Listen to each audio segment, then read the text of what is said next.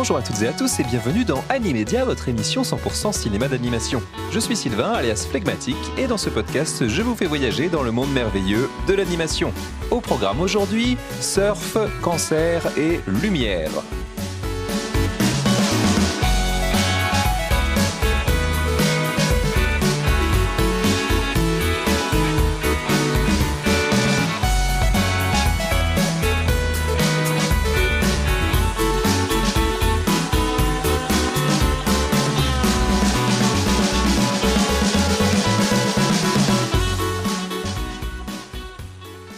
Aloha la famille!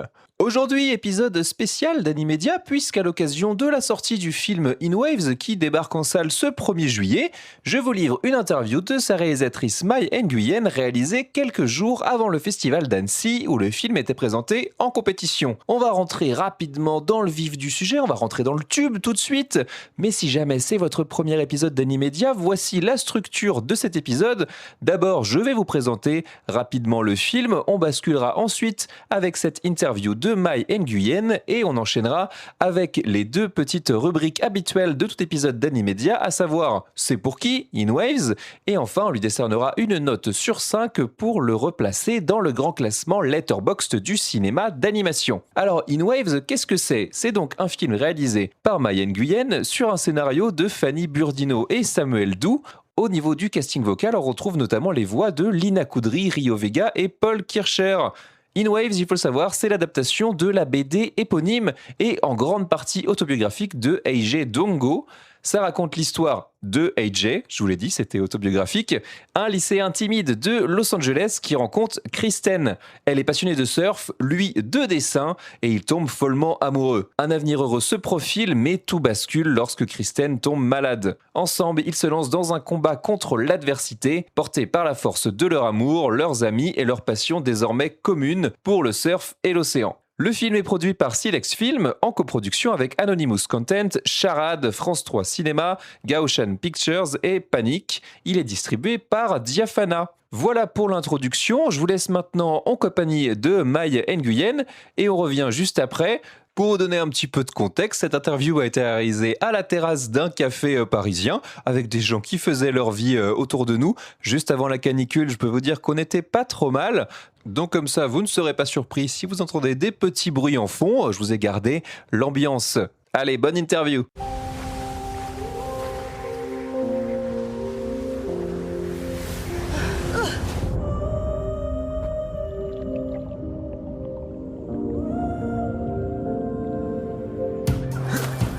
Je comprendrai jamais votre passion des planches à roulettes. Laisse tomber, AJ.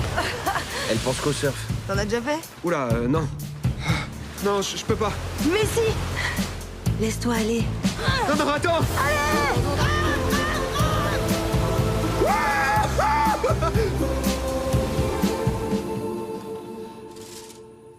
Qu'est-ce que tu fais là? Je voulais juste te voir. Tu me manquais. Mai Nguyen, bonjour. Vous êtes la réalisatrice de In Waves qui sort ce 1er juillet. Merci beaucoup pour cette interview. Bonjour, merci pour cette invitation. Je l'ai dit, le film sort le 1er juillet et on est sur un film qui est adapté d'une bande dessinée d'Eiji Dongo qui est sortie chez nous en 2019. Est-ce que vous pouvez nous dire comment est né ce projet, comment s'est faite la rencontre? Alors en fait moi je finissais une co-réalisation sur la série Culotté qui est aussi une adaptation, là pour le coup c'est de la BD de Pénélope Bagieux. Et donc en fait je montrais quelques épisodes au Festival d'Angoulême en 2019. Et à ce moment-là en fait c'était la sortie de In Waves au festival et le roman graphique a fait pas mal parler de lui en fait pendant le festival et après quand je suis rentrée à Paris je me suis acheté tout simplement dans une librairie et juste par curiosité. Et ensuite, je l'ai lu et au moment où je l'avais lu, en fait, au départ, je m'étais dit c'était un petit peu, voilà, ça parlait de surf et tout, donc ça m'intéressait pas vraiment parce que c'était pas ma passion première, quoi. Et ensuite, quand ça a parlé plus de son histoire personnelle, là, ça m'a énormément touché. Son histoire sur le deuil, la façon dont il parle de la résilience. et sa connexion en fait au surf. Et donc voilà, du coup, et après en fait, j'ai pas du tout pensé à travailler sur l'adaptation. En fait, je suis partie je travaillais sur autre chose.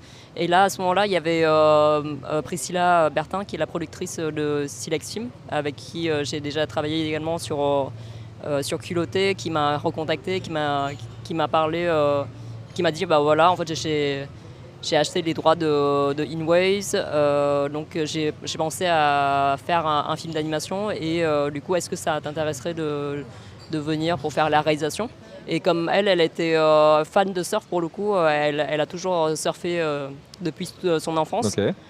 Donc le sujet de base en fait l'avait intéressé en fait sur papier. Et oui c'est un heureux hasard et voilà, tant mieux.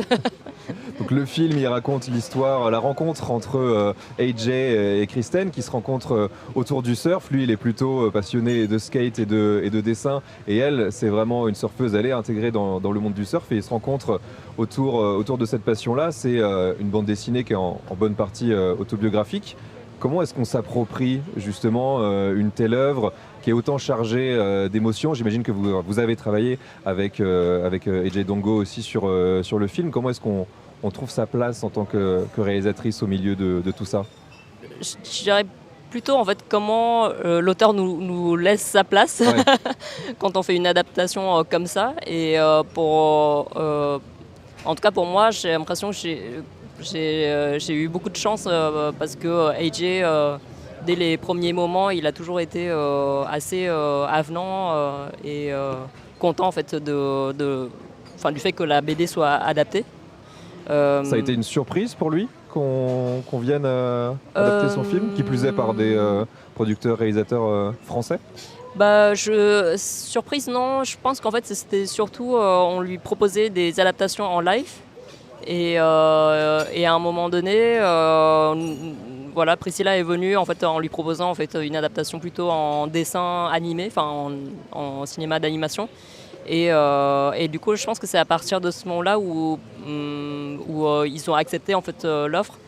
Il disait surtout, alors il y avait quelque chose qui disait souvent AJ, c'est que qui s'était dit ça aurait été bizarre en fait de se voir jouer par des acteurs ultra beaux et ultra connus pour jouer son rôle. et j'ai trouvé ça marrant parce que du coup le dessin, il y a quelque chose qui nous permet plus de s'imaginer les personnages que d'avoir un acteur en fait connu. On est plus dans l'évocation que dans l'incarnation. C'est pure, ça, oui. quoi. De jouer en plus des vraies personnes qui ont réellement existé. Et quelque part, ça a permis également de continuer à dessiner en fait le visage de la vraie Kristen, de faire du film en fait une prolongation de cette promesse en fait qui est évoquée dans le roman graphique.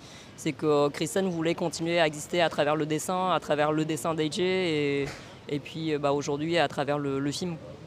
La BD, elle a un trait et un style très particulier, on pourrait presque dire minimaliste. Comment est-ce que s'est fait le choix de partir dans une toute autre direction? Et est-ce que vous avez travaillé aussi au niveau graphique avec AJ là-dessus? Comment ça s'est passé tout ça? Non, en fait, moi je faisais plutôt des choses de mon côté dans un premier temps. Et après, j'ai envoyé les dessins à AJ pour qu'il puisse voir en fait, comment le projet évoluait. Mais on n'avait pas forcément une sorte de besoin de validation en fait, auprès de lui. C'était juste que moi, ça m'était important que AJ, ça lui plaise également cette adaptation-là et qu'il ne se sent pas gêné en fait, du fait qu'on s'est complètement éloigné en fait, de son style graphique. Donc le premier rendez-vous, je l'ai rencontré et ça se passait sur Zoom et du coup il a déjà vu les dessins que je faisais qui étaient assez différents, assez colorés effectivement par rapport à ce que lui il avait fait dans la BD et j'avais hyper peur en fait qu'il soit en colère, qu'il désapprouve et qu'il claque la porte en partant. Et en fait, pas du tout, il était super content, il aimait bien, il a regardé un petit peu ce que je faisais avant aussi sur mon court-métrage et il m'encourageait vachement à aller là-dedans.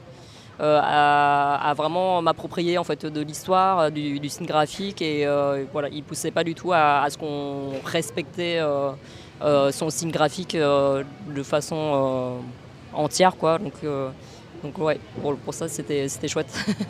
Le film, il fonctionne sur plusieurs temporalités et il y a aussi ces séquences un peu plus de l'ordre à la fois du rêve, un peu plus contemplatif qui se passe à Hawaï. Et là, pour le coup, on a un style qui tranche complètement avec le reste du film. C'était pour se rapprocher de l'œuvre originelle ou alors c'était vraiment dans l'idée de distinguer vraiment ces séquences-là des autres? Bah oui, en fait, l'idée c'était de faire plutôt une mise en abîme du dessin de AJ dans le film. Et du coup, effectivement, les parties sur Hawaï, on reprend vraiment le graphisme et le motif Ouais. que AJ travaille en fait dans ses BD. On voit bien ces motifs de vagues en fait qui sont. En fait, ce que je trouvais intéressant également, en fait, de parler de cette époque-là avec cette façon de travailler le dessin, c'est qu'à la fois ça nous rappelait un style de gravure sur bois, et d'autant plus qu'à l'époque de Hawaï, les gens surfaient en fait sur les planches en bois. Donc ça rappelait aussi en fait dans ce principe-là la veinure du bois, cette représentation des vagues. En fait, tout le long du scénario, on a aussi réfléchi à ce que le personnage de AJ apprend à dessiner, s'exprime à travers son dessin et soigne son deuil en fait à travers son art et ses dessins. Donc c'était aussi une façon en fait d'introduire en fait son dessin dans le film, sans forcément essayer de juste reproduire en fait Ouais. tout son univers graphique tout le long du film. De mélanger les propositions et de C'est ça. proposer quelque chose qui soit une vraie adaptation finalement. Ouais. Quoi. Vous l'avez dit, c'est pas un domaine avec lequel vous êtes familier, que ce soit le surf, peut-être même aussi le skate. Voilà. Donc comment vous avez travaillé même pour représenter ces univers-là et aussi pour justement recréer ces visages de personnes qui ont réellement existé? Disons qu'en fait, je me suis beaucoup documenté auprès de AJ. Il m'a envoyé beaucoup de photos, de vidéos pour représenter les personnes en fait, de l'histoire. Je suis allé sur place à Los Angeles à 2 reprises. Et du coup, en fait, sur place, je lui ai posé pas mal de questions. Je lui ai demandé de m'emmener voir l'école, par exemple, où s'est déroulée la première rencontre. La maison de Kristen. Voilà, en fait, plein d'endroits, les plages, les skateparks où ils allaient, en fait. Et du coup, à partir de ça, ça m'a donné beaucoup d'images aussi visuellement, en fait, ça m'a Ouais. beaucoup nourri. Et même, en fait, dans la représentation des personnages, en fait, je me suis vraiment inspirée des vraies personnes, de leurs vêtements, leur attitude, de comment ils sont aussi un peu dans la vie, quoi. Juste en étant là et les observer, passer du temps avec eux, en fait, ça m'a permis un peu de me nourrir un peu cet imaginaire-là. Donc il y avait quand même l'idée de se rapprocher d'une certaine véracité de ce qui avait pu exister malgré tout, quoi. Ouais, c'est ça, ouais. Bah, c'est marrant ouais, parce que au début, quand je lisais le livre, je m'étais pas trop rendu compte aussi que AJ, il est d'origine philippine. Et en le rencontrant, en discutant avec lui, en rencontrant également toute sa communauté, en fait, ça m'a permis également d'apprendre en fait, par exemple que AJ et Kristen en fait, sont tous les deux d'origine philippine. Et voilà, en fait, il y a tout cet entourage-là en fait, qui vient vraiment d'une grosse communauté asiatique qui est assez présente aux alentours de Los Angeles. Et de m'en inspirer et de faire également des petits rappels, des petits clins d'œil en fait aussi. Et ça quand j'ai montré le film à la famille, ils ont trouvé ça très marrant parce qu'il y a quelques dialogues qui étaient en tagalog. Et donc en fait ça les a fait trop marrer. En fait, à chaque fois qu'ils regardent le film, ils disent ah on comprend. Super, donc ça parle aussi à cette communauté-là, c'est Ouais. chouette. Il y a quelque chose d'hyper marquant dans le film, c'est tout ce qui tourne autour de la lumière. La lumière de Los Angeles, elle peut être, ou de la Californie d'une manière générale, elle peut être assez facilement caricaturée avec du jaune, orange. Et là, c'est vraiment un film qui passe par tout le spectre, qui plus est avec les reflets dans l'eau. Et je trouve que justement, en plus, on sort parfois de ce cadre-là. Quand on va à New York, la lumière est d'un coup beaucoup plus crue, beaucoup plus réaliste, comme si d'un coup on arrivait dans le vrai monde, dans la vraie vie, alors qu'à Los Angeles, les personnages sont dans leur bulle, dans leur cocon, dans leur environnement, et la lumière varie au gré de leurs humeurs et au gré de ce qu'ils sont en train de vivre. Ça a été un gros boulot, ça j'imagine, une grosse réflexion sur le film. Ouais, en tout cas moi c'est un travail que j'aime bien faire sur les films, c'est de retransmettre les émotions et de raconter aussi quelque chose en fait à travers les couleurs et la lumière. Et c'est vrai que du coup on a presque 3 temporalités en fait de colorimétrie en fait dans l'histoire, enfin dans le film. Donc la partie Hawaï où on est en monochrome en fait sépia pour raconter le passé, l'histoire de AJ et Kristen dans un univers très coloré comme vous avez dit. Et les flash forward où AJ se retrouve tout seul à raconter son histoire, là c'est plus dans des tons assez ternes en fait, comme si presque ça se passait en hiver. Et effectivement il y a cette idée là en fait de couleurs très chaudes en fait, très chaleureuses quand on parle en fait de la rencontre, de l'histoire d'amour en fait sur fond de surf et de californien quoi.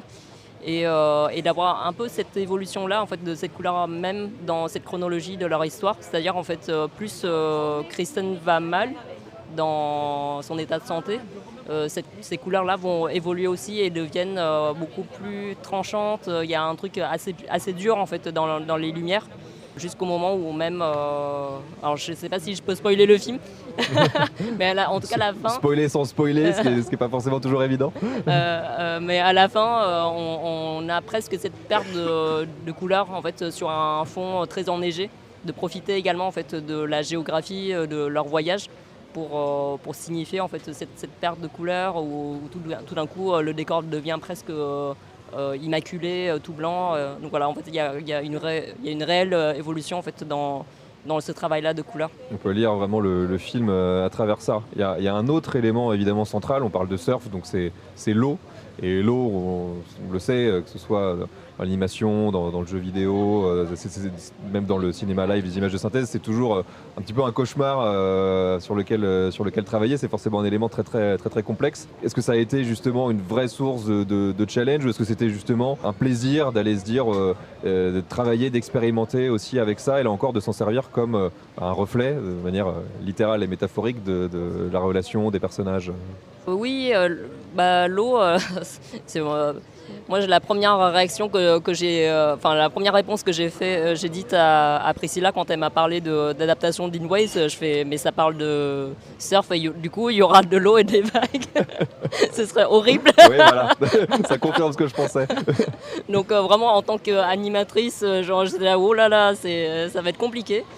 Et donc je lui ai bien fait comprendre quand même qu'en fait c'est un gros challenge pour un long métrage, qu'il va falloir qu'on aille chercher du budget parce que là ça va être compliqué de faire, en tout cas de vouloir faire des vagues de façon jolie, mais sans avoir de recherche et tout ça. Et donc on a passé environ 6 mois à peu près de recherche et développement technique en fait, sur le film.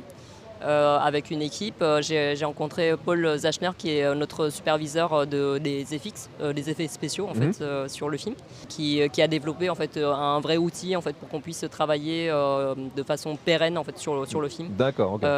Donc on a cherché à faire en sorte qu'il y ait une vague en 3D qu'on peut moduler en fait à volonté, donc la forme, la vitesse, voilà, etc.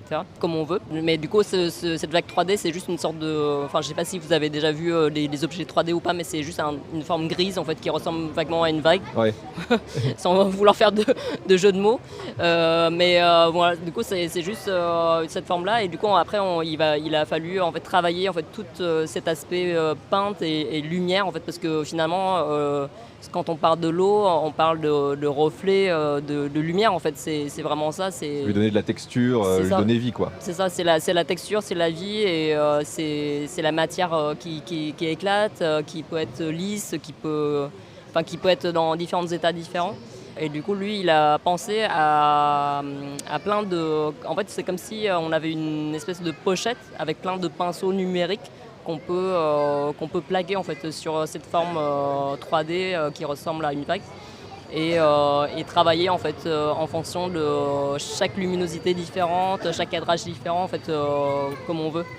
Donc voilà, c'est un petit peu ça en fait pour expliquer les choses de façon un peu grossière. Voilà. 6 mois donc passer là-dessus sur un développement autour du film qui a duré combien de temps au total ? Le film a duré, avec l'écriture, le développement et la fabrication, ça a duré 5 ans. D'accord. Mais en termes de fabrication pure et dure, on était dans les 2 ans seulement. Ok. Donc voilà.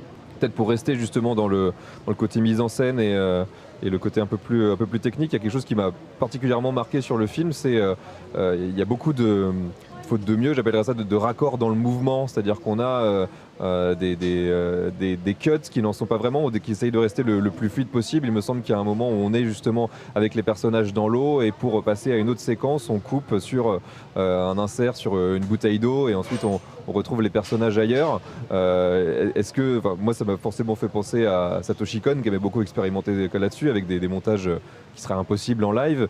Et est-ce que c'était l'objectif derrière, c'était quoi ? C'était de garder le flow justement, on retrouve le côté surf et d'être le plus smooth possible. J'ai que des mots en anglais qui me viennent, mais de rester dans la fluidité justement. Ouais, okay. Fluidité, l'eau. Ouais.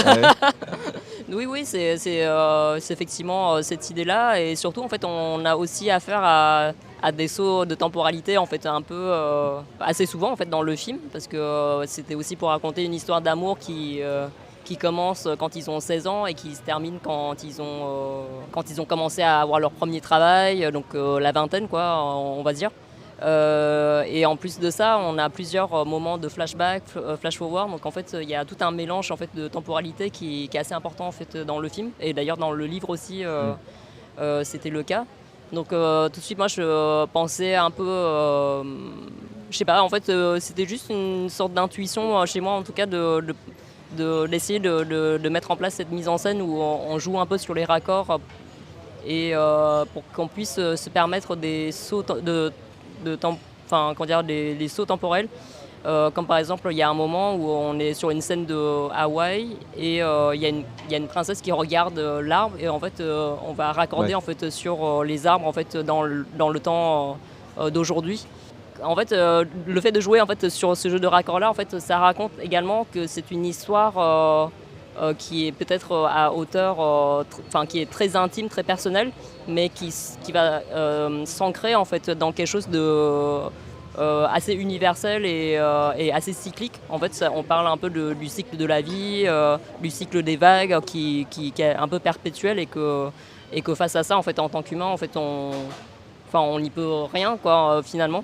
Et en fait, c'est un peu ça que ce jeu de mise en scène raconte également.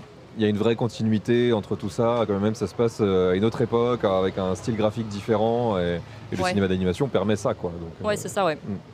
Au niveau peut-être des thématiques plus du film maintenant, votre premier court-métrage qui s'appelle Chez moi, il y a un personnage qui fait irruption dans le quotidien d'une famille et qui change un autre personnage ou qui a un effet direct sur le quotidien, sur l'environnement, sur son comportement.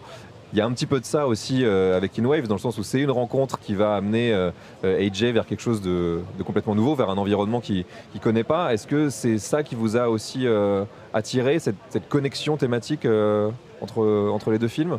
Ah wow. Je pense que c'était complètement inconscient. D'accord. Non, mais en fait, c'est des histoires de point de vue, je pense. C'est peut-être ça en fait qui m'intéresse en fait dans le cinéma, c'est qu'en fait on se met un peu à hauteur de nos personnages. Et chez moi, c'est à hauteur d'enfant, chez un enfant qui va découvrir pour la première fois un étranger chez lui, qui va vivre chez lui, quoi. En fait, à chaque fois, je pense qu'il y a un côté un peu parcours initiatique, effectivement, où un personnage va sortir de là, grandi. Enfin, bon, ça reste quelque chose d'assez classique et souvent abordé dans le cinéma, mais en fait, à chaque fois, je trouve ça émouvant en fait, de voir un parcours en fait, chez un personnage qui va évoluer. Et dans le cas de In Waves, ce qui est intéressant, c'est marrant parce que en fait il y avait quand je parlais en fait du projet au tout début, avant que même de la fabrication du film, à un ami, il me disait un truc qui m'a tout d'un coup fait une espèce de gros déclic, en tout cas sur l'histoire de In Waves, c'est que quelque part en fait la rencontre avec Kristen lui a donné les clés de savoir comment surmonter en fait ces épreuves de la vie, quoi. En lui apprenant le surf, en lui donnant accès en fait au surf, et que le surf derrière lui a permis également en fait de surmonter en fait le deuil de la perte de Kristen.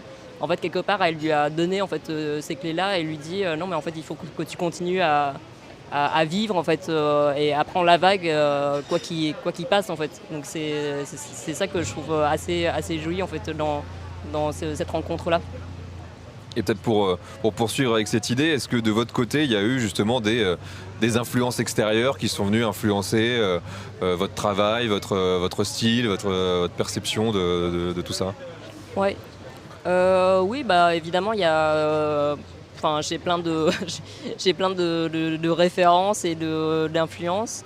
C'est une des plus marquantes ou une dont vous sentez que ça a travaillé, ça a infusé en vous sur ce projet-là, plus que d'autres?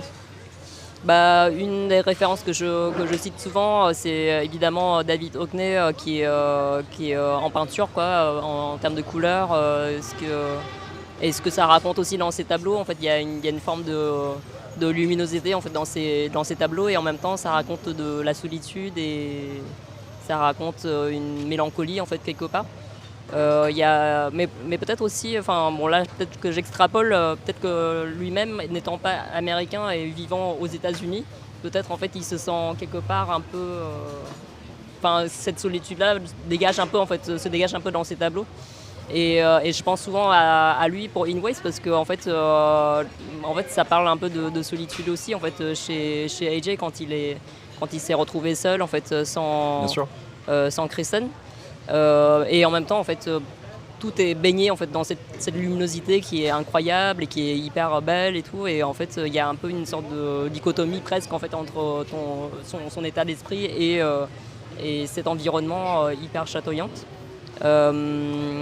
Et en termes de film, je m'étais beaucoup inspiré en fait de Sex Education en série, parce que c'est une série qui est très teenage et en même temps les personnages sont très doux, je trouve. Il y a quelque chose d'assez bienveillant en fait pour la première fois dans l'écriture des adolescents, et je trouve ça hyper. En tout cas moi ça me parlait parce que j'avais envie aussi de raconter en fait des jeunes personnes qui sont très douces et qui sont très soudées en fait entre eux, et pas en fait raconter une histoire de relations toxiques ou des personnages qui vont essayer de dominer l'un ou l'autre, et je trouve qu'en fait Sex Education ça m'a permis en fait d'avoir un peu un exemple de ça en fait chez les adolescents, chez les jeunes personnes. De raconter une belle histoire avec des beaux personnages pour changer. Ouais.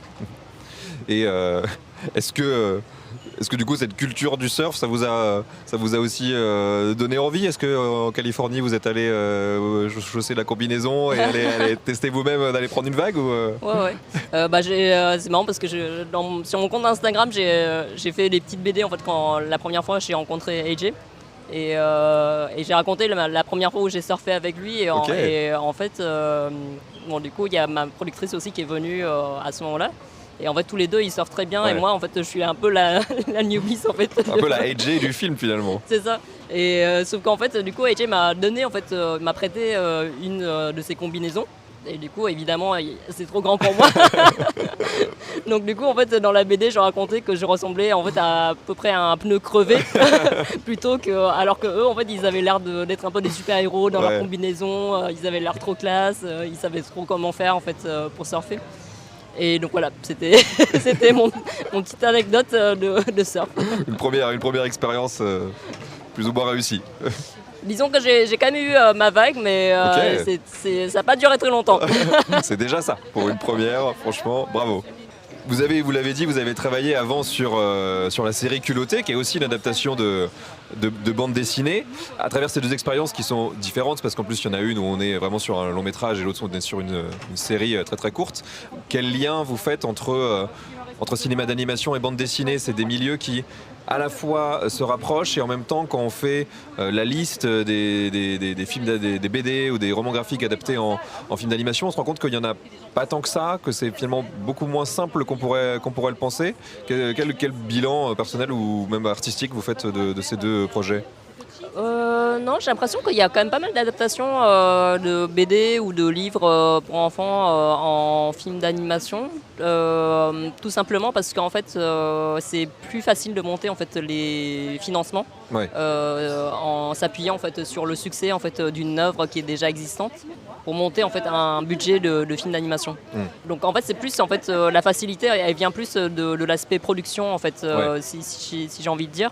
Après, en fait, sur l'aspect artistique, il y a un peu mille façons de adapter en fait une œuvre. La preuve est que Culotté et In Waves, c'est vraiment deux façons d'adapter en fait deux œuvres qui sont complètement différentes.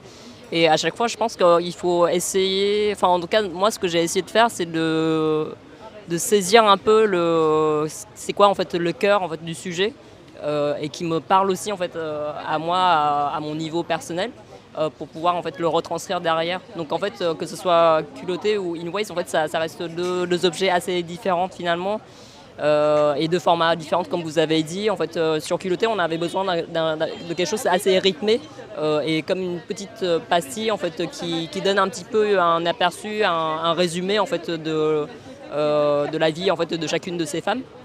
Et sur In Waves finalement en fait le fait que ce soit un long métrage ça nous donnait en fait du temps de s'immerger un peu plus dans les éléments, dans l'univers, dans les émotions.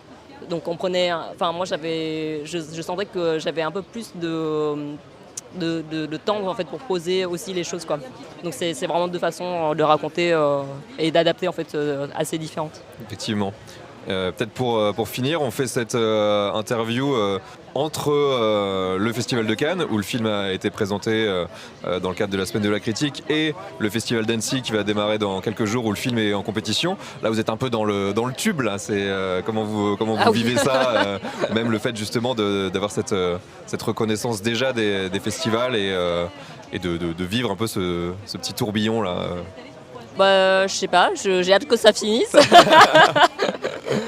Et après repos quoi, mais non je sais pas, en fait c'est un peu ça, sans vouloir faire de mauvais jeu de mots encore une fois, mais ça vient un peu par vague en fait. Ce truc là, on a eu Cannes il y a quelques semaines et là il y a eu un petit moment de creux en fait où j'ai pu me reposer et essayer de penser à autre chose. Et là, ça va reprendre un peu en fait au festival d'Annecy et à Biarritz. Ça va être un peu encore la folie. En fait, on va se retrouver dans le tube, comme vous venez de dire, dans la machine à laver, quoi. Et après, on va en ressortir et ce sera déjà la sortie du film. Donc là, je suis contente que ça sorte aussi rapidement aussi au mois de juillet. Comme ça, je peux mettre mon cerveau un peu en pause sur In Waves pendant un petit moment. Voilà.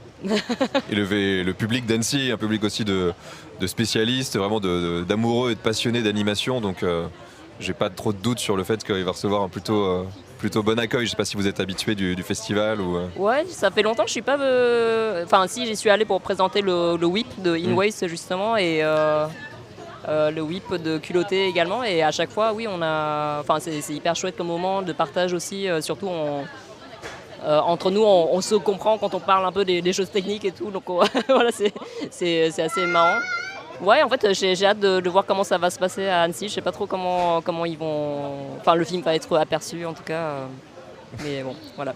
Et justement, la suite, est-ce que au-delà du repos, est-ce qu'il y a déjà un projet, une prochaine réalisation, un long, une série ou quelque chose à venir? Là, en ce moment, j'essaye d'écrire un nouveau projet. C'est pas évident parce que j'ai encore la tête trop dans In Waves.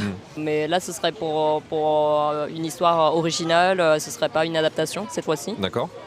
Mais bon, on verra bien où ça va m'emmener, tout ça. Parfait, en tout cas on sera là pour suivre ça. Merci beaucoup Maya Nguyen pour cette interview. Plein de bonnes choses pour Annecy et pour In Waves qui sort donc le 1er juillet en salle. Merci. Et oui, un grand merci à Maya Nguyen pour sa gentillesse et sa disponibilité, ainsi qu'à Alice Krivine qui s'est démenée pour rendre cette rencontre possible. Et démenée, le mot est faible, parce que vraiment elle a tout fait pour faire en sorte de faire rentrer cette interview dans mon emploi du temps qui était pas mal chargé cette semaine-là.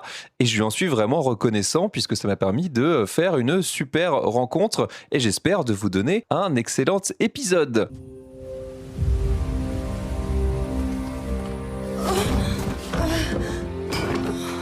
Maman! Ils t'ont dit quoi à l'hôpital? On a de la chance. On l'a vu à temps et c'est encore très localisé. J'ai tellement peur. Vous êtes très forte, Kristen. Je suis là. Où tu veux. Quand tu veux.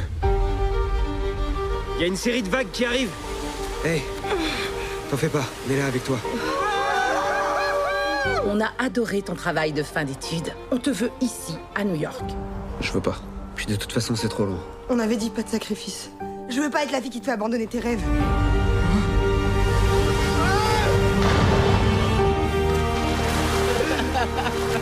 Il faut qu'on fasse quelque chose. Un truc qui compte, un truc qu'on n'a jamais fait avant. Je vous aime. Des profondeurs de l'océan, aux tempêtes déchaînées. Le chagrin vient par vagues. La seule chose à faire, c'est de continuer à surfer. Allez, on en arrive maintenant à la question rituelle de tout épisode d'Animedia, à savoir, c'est pour qui In Waves? Le public, il est assez simple en vérité, il ressemble aux deux personnages principaux, c'est-à-dire que c'est un public plutôt d'adolescents / jeunes adultes, comme les personnages du film finalement, c'est Maya Nguyen qui le dit, entre 16 et 21 ans, mais je pense qu'on peut pousser jusqu'à 25-30 ans facile, d'autant que l'esthétique elle est assez moderne, donc elle parle vraiment pile à cette jeune génération-là. Évidemment, si vous aimez le surf ou que vous avez une sensibilité artistique quelconque pour le dessin, là encore, vous allez vous y retrouver. Je pense que l'identification avec les personnages, elle va être très très facile. Et enfin, ce n'est pas pour vous si vous êtes un petit peu allergique au mélodrame et que peut-être vous avez passé la quarantaine. Voilà, je pense que c'est une histoire qui fonctionne un peu moins bien une fois passé un certain âge. On en arrive maintenant à la note pour replacer In Waves dans le grand classement Letterboxd d'Animedia. Et c'est là où je vais me mettre à donner mon avis un peu plus clairement. Ça va être une mini critique, si vous voulez, pour ceux qui sont habitués des épisodes traditionnels. Je vais décerner à In Waves la note de 3/5. Je m'explique, puisque voilà, je sais que notamment à Annecy, il y avait beaucoup de fans du film. Qu'on s'entende, pour moi, je trouve que 3, ça reste une bonne note. Et j'ai bien aimé le film dans son ensemble, j'ai juste quelques petites réserves. Je vais commencer par les points positifs, parce qu'il m'a plu, c'est assez évident et je pense que vous en êtes rendu compte assez vite si vous avez vu ne serait-ce que la bande-annonce du film. L'univers visuel de In Waves est quand même assez fabuleux, surtout qu'il y a plusieurs styles utilisés, ce dont on parle avec Maya Nguyen, à la fois dans le présent et tous ces petits moments à Hawaï qui se complètent et surtout qui ne servent absolument pas à raconter la même chose et qui pour autant arrivent à être imbriqués. On arrive à passer de l'un à l'autre grâce à ces fameux raccords enchaînés qui sont vraiment un gros point fort du film. Je l'avais noté aussi, les transitions. Forcément, ça m'a rappelé Satoshi Kon, c'est ce que je dis dans l'interview, et vraiment, c'est un gros point positif pour moi. Vous savez à quel point je place ces films très très haut dans mon cœur. Je vous ai fait un épisode sur Tokyo Godfathers. Millennium Actress fait partie de mes films préférés de la vie. Je trouve que ça, c'est quelque chose qu'on ne voit peut-être pas assez dans le cinéma français, même dans le cinéma au sens large. L'animation permet ça, et on sent qu'il y a une vraie réflexion en termes de mise en scène, en termes de ce qu'on veut raconter, au niveau du flow, voilà, qui est conservé et qui est en plus thématiquement hyper cohérent. On n'en a pas trop, et je trouve que c'est une bonne chose parce que ça fait partie des éléments de mise en scène. Quand on en abuse, ça devient finalement assez vite entendu. On peut tomber très vite dans la surenchère et dans le gimmick. Là, c'est toujours pour raconter quelque chose et pour nous passer d'une époque à une autre. Donc voilà, gros point fort pour moi. Et puis on en a parlé aussi, c'est pour ça que j'ai posé la question à Maya Nguyen. Le jeu sur les lumières est assez prodigieux. pour le coup, vraiment la lumière raconte presque à elle seule le film. On pourrait couper le son, on saurait, grâce uniquement à la lumière, dans quel état d'esprit se situent les personnages, ce qu'ils sont en train de traverser. On passe du bleu, bien sûr, mais ça va dériver sur déjà plusieurs nuances de bleu. Voilà, un même bleu ne raconte pas la même chose, une même couleur ne raconte pas forcément la même chose, et on va tomber parfois dans des côtés vraiment surréalistes, avec du rouge, du violet, et puis le gris, évidemment, qui va arriver dans les périodes, on va dire, du futur, avec AJ seul. Rien que ça, j'imagine le travail que ça a dû demander, l'esthétique globale du film, le trait qui est complètement différent de la bande dessinée. Si vous ne connaissez pas la BD et que vous allez chercher à quoi ça ressemble, vous allez vraiment penser qu'il y a une création à partir de zéro. Et ça, je trouve, c'est hyper réussi. Tout ce qui est côté visuel, ça m'a assez transporté dans le film. C'est plutôt de l'aspect narratif finalement que vont venir mes points un peu négatifs et qui vont expliquer la note au global. En premier lieu, je pointerai le rythme. En fait, il y a vraiment, je trouve, un ventre mou dans le film, et il y a un petit peu un moment où j'ai regardé ma montre, je dois bien l'avouer, parce qu'aussi, je pense que par rapport aux images que j'en avais vues, par rapport à la thématique, je pense que je m'attendais vraiment à quelque chose beaucoup plus centré autour du surf, que cette relation, elle allait être exclusivement ou quasi exclusivement centré autour de ça, et finalement des passages de surf, je vais pas dire qu'on en a assez peu, mais ça vient évidemment au début, ça vient à des moments clés pour raconter notamment le personnage de Kristen et un petit peu plus tard celui de AJ quand il est capable finalement d'en faire seul, mais en dehors de ça on retombe finalement dans une structure assez classique, et c'est ce qui m'a posé, je pense, le principal problème, assez convenu, assez attendu finalement, et je n'ai pas eu plus de surprise que ça dans la manière dont les éléments se déroulent. On a un côté mélo qui est quand même assez prononcé. C'est effectivement, c'était Céline, que vous avez pu entendre plusieurs fois dans ce podcast, qui disait ça finalement, c'est la trajectoire et la manière assez classique de raconter cette épreuve forcément dramatique qui peut arriver dans une vie, à savoir d'accompagner quelqu'un dans une maladie aussi grave que celle-là. Il n'y a pas vraiment, je trouve, de surprise qui vient émailler ça, ou en tout cas, voilà, on suit encore une fois une structure assez convenue. Donc je pense que c'est ce qui m'a manqué pour m'intéresser un petit peu plus à ça. L'interprétation, je trouve aussi, des deux personnages principaux, notamment celle de Lina Kudry, c'est pas de sa faute en tant que telle, c'est juste que, encore une fois, je trouvais que je l'entendais elle et pas assez le personnage. Mais ça, c'est quelque chose, je crois, qu'un reproche que je fais assez régulièrement dans Animedia, c'est finalement le fait que j'entends les acteurs et vraiment les personnages n'arrivent pas à être suffisamment incarnés pour moi par ces acteurs-là. Et je pense que c'est ce qui a fait aussi que j'ai eu du mal à rentrer dans cette histoire. L'autre chose, quand même, c'est qu'effectivement, à la fin, et c'est quelque chose dont parle aussi Maïan Guyan, et je pense que c'est la raison d'être du livre, et c'est ce qui fait cette critique assez difficile, et je ne me remets pas en cause ce qu'a vécu AJ Dongo, la réalité qui se cache derrière la création de ce livre-là, mais en tout cas, le film, je trouve, restitue un point de vue qui est finalement assez masculin, là où la raison d'être de base, c'est Kristen qui lui demande de faire ce livre, de raconter son histoire à elle pour qu'elle puisse continuer à exister. Or, je trouve que finalement, le film échoue un petit peu là-dedans. On n'a pas tellement l'histoire de Kristen, on a plus l'histoire de AJ et la façon dont il vit, lui, ce qui arrive à Kristen. Ce qui ne rend pas cette situation moins dramatique et moins difficile, c'est juste que je trouve que le point de vue, en tout cas personnellement, m'a posé un petit peu problème par rapport à ça. Mais bien sûr, comme d'habitude, je le redis, je pense à chaque épisode d'Animedia ou presque, allez vous faire votre avis. J'ai entendu énormément de bons retours sur le film et très franchement, il le mérite. Voilà, moi j'ai mes griefs, ils sont là, vous les connaissez. Et maintenant, vous avez tout à fait le droit d'aimer le film. Et puis surtout, venez me dire en commentaire ce que vous en avez pensé. Au niveau du grand classement Letterboxd du cinéma d'animation, ça place pour moi In Waves derrière Élémentaire. J'ai essayé de rapprocher ça d'une autre, finalement, comédie romantique. Alors, In Waves n'est pas une comédie, mais en tout cas une romance, voilà. Et qui plus est, avec une thématique autour de l'eau. Élémentaire, c'est complètement ça. Ça le met au même niveau que Luca ou Le Monde de Dory. Je vous jure, j'ai pas fait exprès de prendre que des films Pixar, mais j'avais pas finalement tant de films que ça dans ma liste qui tournaient autour du monde de l'océan. Et ça le met quand même devant Vaiana 2, même assez loin devant Vaiana 2 quand même, faut pas déconner. Voilà pour cette critique d'In Waves. Le film sort donc ce 1er juillet. Je lui souhaite plein de belles choses. Il est rentré malheureusement bredouille du festival d'Annecy. Il y avait quand même beaucoup de belles choses en compétition.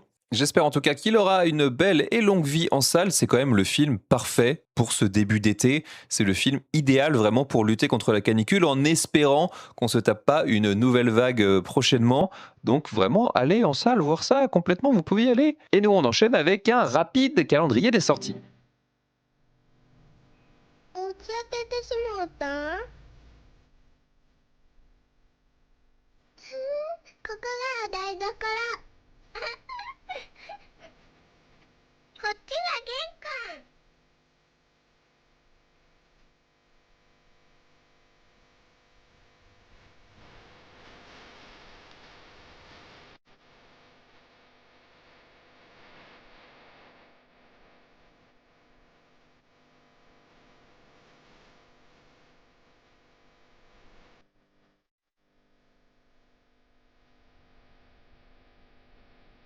Le calendrier des sorties de ce 1er juillet 2026 va aller assez vite puisqu'il y a finalement une seule autre sortie ce mercredi qui est en fait une ressortie, mais attention, pas de n'importe quel film puisqu'il s'agit du Tombeau des Lucioles d'Isao Takahata qui ressort 30 ans après sa sortie originelle, donc en 1996. Bon, est-ce que j'ai besoin vraiment de vous présenter ce film ?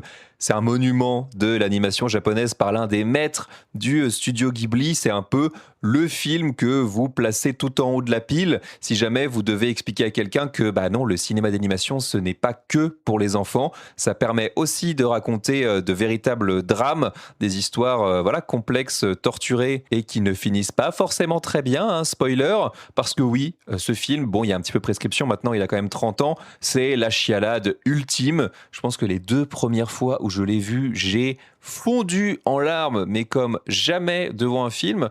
Si vous ne l'avez jamais vu, je pense que c'est la meilleure manière de le redécouvrir. Juste, attention, prévoyez quand même un petit paquet de mouchoirs pour vous et pour vos voisins. Et si vous l'avez déjà vu, je pense que c'est peut-être l'occasion de le découvrir pour la première fois en salle. Donc là encore, foncez, je peux rien vous dire de plus. Je pense qu'un de ces 4, j'y consacrerai un épisode à part d'Animedia. Faites juste attention s'il fait très chaud à la déshydratation parce que là vraiment, les larmes vont couler. Voilà, ainsi s'achève cet épisode 51 d'Animedia. Bien sûr, vous pouvez retrouver ce podcast sur toutes les plateformes de votre choix, que ce soit Spotify, Apple Podcast, Podcast Addict ou encore YouTube. Je ne l'ai pas dit cette fois en début d'épisode, je vais donc le dire maintenant. Évidemment, abonnez-vous, laissez-moi des étoiles, un pouce, partagez également ce podcast autour de vous, que ce soit sur les réseaux ou tout simplement en parlant à vos amis. Ça marche très très bien aussi le bouche à oreille et puis surtout c'est super important pour faire connaître le podcast. Si vous découvrez Animedia maintenant, eh bien vous avez plus d'une 50aine d'épisodes à rattraper cet été sur les plages, en vacances, chez vous, où que vous soyez. J'annonce quand même que je vais faire une petite pause de 2 mois pendant l'été pour préparer tout simplement la saison 3 d'Animedia et notamment ce qui va se passer pour moi sur les réseaux sociaux, ce qui me fait quand même une habile transition pour vous dire de vous abonner aussi sur Blue Sky, Instagram et TikTok, c'est @Animedia Podcast. J'ai pas mal de choses en tête sur lesquelles j'ai envie de travailler, donc je vais y réfléchir pendant cet été pour vous proposer donc quelque chose de nouveau pour la rentrée. Le podcast lui aussi se met en pause, on reviendra donc en septembre, il y a plein de belles choses qui nous attendent. D'ici là, portez-vous bien, passez donc un super été et de bonnes vacances si vous avez la chance d'en avoir. Faites attention aux vagues de chaleur, hydratez-vous évidemment et continuez bien sûr à voir de bons films d'animation chez vous ou en salle. Je vous fais des bisous et à la prochaine, ciao!